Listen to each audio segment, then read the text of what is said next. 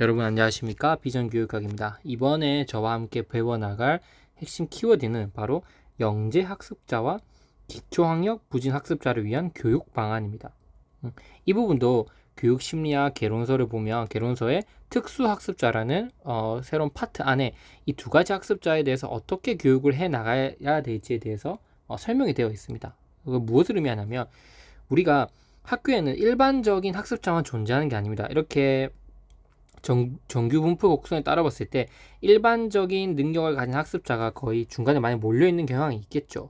근데 아주 특수한 능력을 가진 학습자들도 있습니다. 그래서 일반적인 학생들보다 좀 더 뛰어난 능력을 가진 학습자들이 있을 수도 있고 또 한편으로는 일반적인 능력에 비해서 기초학력이 부족한 학생들도 있을 수 있습니다. 그래서 이렇게 기초학력이 부진한 학습자들 그리고 영재 학습자들에 대해서 어떻게 우리가 학습을 나가야 될지에 대해서 방안을 분명히 준비해 놓으시고 대비해 놓으셔야 된다는 겁니다. 그래서 특히 기초학력 부진 학습자는 2차 면접에서도 많이 물어보지만 지금 추세가 여러분들 임용교육학 시험을 보시면 아시겠지만 2차 임용교육학과 연관되어 있는 문제들이 많이 출제가 되고 있다는 거예요. 자기주도적 학습이라고 한다든지. 왜냐하면 열린 답안을 요구하는 것들이 1차 시험 답안으로 지금 들어오고 있는 추세입니다. 그건 결국은 무엇을 의미하냐면 열린 답안을 요구하는 게 들어온다는 것은 2차 면접에서 물어볼 수 있는 요소들도 충분히 1차 교육학 시험 문제에서 물어볼 수 있는 방안으로 지금 들어오고 있다. 이렇게 우리가 생각을 할 수 있다는 거죠. 그 중에 하나 기초학력 부진 학습자와 영재 학습자에 대해서도 어떤 교육을 실시할 건지가 분명히 반드시 준비를 해 놓으셔야 될 것이고, 저는 만약에 이런 추세로 나간다면 이 두 가지에 대해서 분명히 한 번쯤은 시험에 나올 것이다, 이렇게 우리가 예측을 해볼 수 있습니다. 영재 학습자가 무엇인지에 대해서 일단 의미에 대해서 분명히 설명할 수 있으셔야 되고, 그 다음에 렌줄리의 신부심화 학습, 즉 렌줄리가 제시한 영재 학습을 위한 3단계 모형에 따라서 영재 아동 교육을 어떻게 해 나갈지에 대해서 설명할 수 있어야 된다는 겁니다. 영재 학습자, 영재 아동에 대한 교육 과정이나 교육 방안이 나온다면 거의 90% 렌줄리가 나올 확률이 거의 제일 높습니다. 그래서 영재라고 하는 것 자체를 정의하는 게 솔직히 힘들어요, 여러분. 예를 들면 뭐 IQ가 높은 아이들이 영재로 할 거냐, 아니면 창의성이 높은 아이들이 영재라고 할 거냐, 뭐 이렇게 영재라고 하는 학습자를 정의하는 것 자체가 쉬운 건 아닙니다.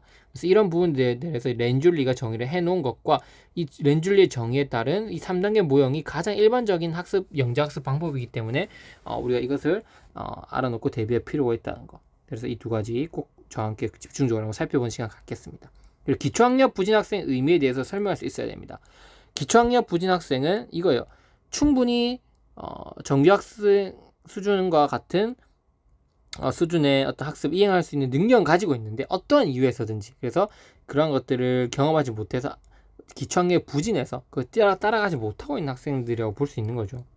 즉 정상 아동으로서 충분히 해 나갈 수 있는 능력을 가지고 있음에도 불구하고 기초학력이 미달되어 있는 학생을 기초학력 부진 학생이라 그러는 거예요. 그래서 그 이유는 여러 가지가 있을 수 있습니다. 기초학력이 부진하게 된 원인은, 하지만 충분히 정상 수업을 할 수 있는 능력을 가지고 있는 상태이기 때문에, 그럼 이런 아동들에 대해서 어떻게 우리가 지도를 해 나갈 것이냐, 이런 세 가지 방안들에서 알아놓는 것이 중요하겠죠.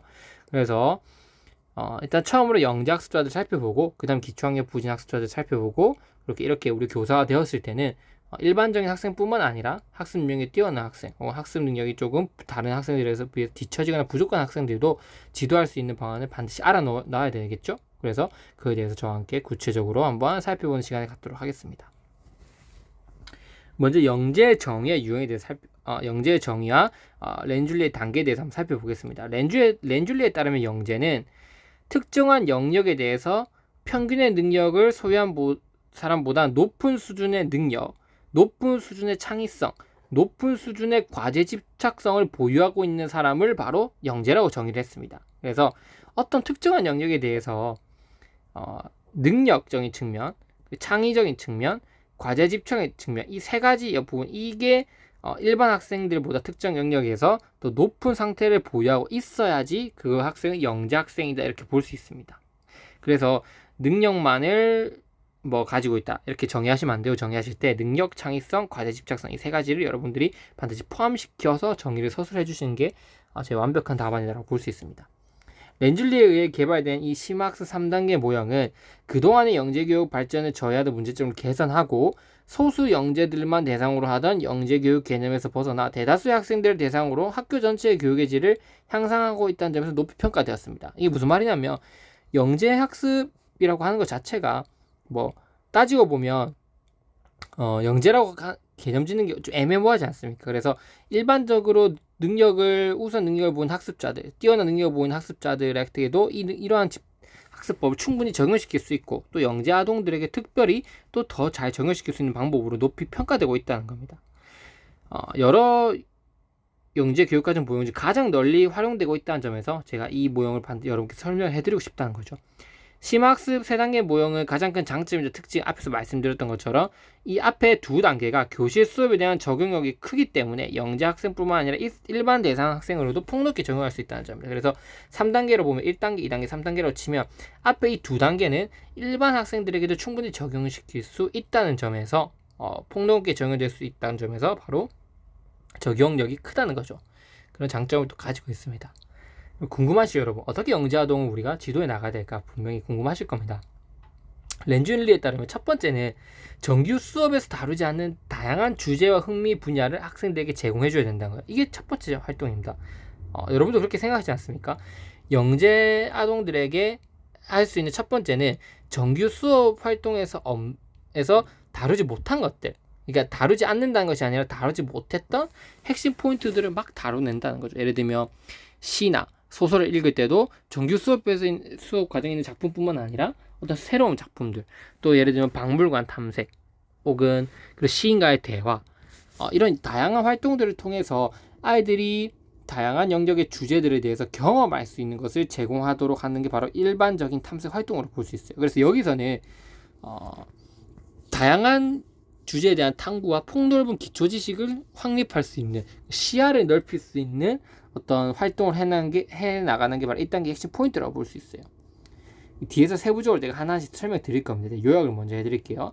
두 번째 소집단 단위 활동은 뭐냐면 1단계 심화 활동이 내용 위주의 심화 활동이라면 어떤 내용이라면 2단계는 방법을 보다 중요시 여기는 거예요. 무슨 말이냐면 이거예요.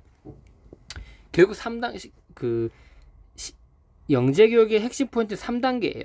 3단계에서 아이들이 자기가 원하는 자기가 주위에 놓여져 있는 문제활동, 나와 연관된 문제활동을 해결하기 위해서 소집단 단위의 활동은 그와 관련된 다양한 기술이나 지식이나 사회적 활동에 대해서 사회적 활동 능력과 같은 것을 아이들이 습득하는 단계가 바로 2단계인 거예요. 그러니까 아이들이 창의적으로 활동하게끔 만들려면 창의적으로 활동할 수 있는 방법을 알아야 된다는 거예요. 어떻게 주제를 탐색할 것이고, 그 다음에 친구들하고 대화는 또 어떻게 해 나갈 것이고, 그 다음에 어떠한 기능들을 습득할 것이고, 이러한 것들을 다 습득해 놓아야지 아이가 이걸 바탕으로 나중에 자신이 처해진 문제 상황에서 이를 적용시켜서 창의력, 영재력을 충분히 발휘할 수 있다는 거예요.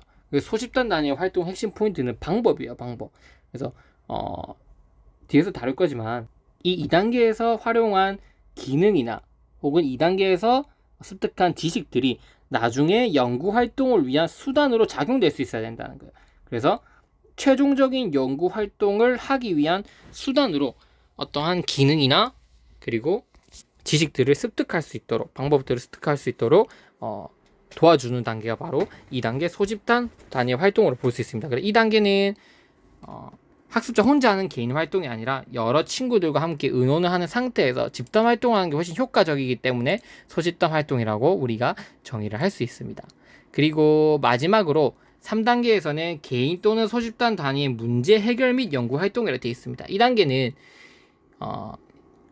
기존의 지식을 뭔가 재생산하거나 소비하기보다는 새로운 지식을 창출하는 거예요. 실제적으로 문제 해결을 위한 탐구적 기법을 활용해서 자신의 문제를 해결해 나가는 거죠. 앞에서 1단계에서 주제 탐색을 한 거, 2단계에서 방법을 습득한 거, 이런 것들을 적용해서 일상생활 또는 주변에서 발견되는 문제나 자신의 관심사를 정해서 이를 탐구하고 탐색하고 연구해서 결과물까지 산출해내도록, 핵심 포인트가 이거예요. 결과물을 산출해내도록 만들어내는 단계가 바로 3단계다라고 볼 수 있어요. 그래서 이 영재 에서 핵심 포인트는 각 단계별로 아이들이 뭘 해야 될지를 아는 것도 중요하고, 이 단계에서 원활한 활동을 위해서 교사가 해줄 수 있는 방법, 탐색 방법도 아는 게 매우 중요합니다. 그래서 하나하나 저와 단계를 세부적으로 살펴보는 시간 한번 갖도록 하겠습니다. 네, 다음 강의에서 1단계 일반적 탐색 활동 단계부터 한번 살펴보도록 하겠습니다.